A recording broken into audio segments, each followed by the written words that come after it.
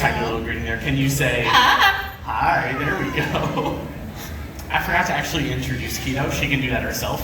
Keto is a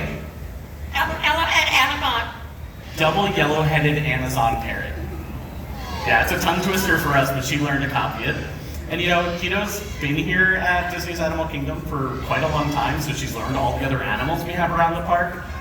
The other day we went over and we met the big scary tigers. The tiger.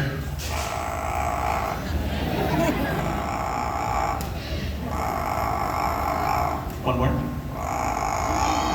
Ferocious. If that's too intense, she also knows the household version. Thank you very much for that. What about your kitty cat? Very sweet, that little kitty cat there. She does know another really exotic bird though too. Some of you might have heard this in like movies and stuff. Keto, do you want to share your laughing kookaburra? There we go, good job, thank you. Now, while the little animal sounds are really fun, she actually knows something else that kind of like puts that all together. I don't want to spoil what it is, so I'm hoping she just wants to share it. Keto, yeah, want to face this way? Are you ready? Here we go. All you.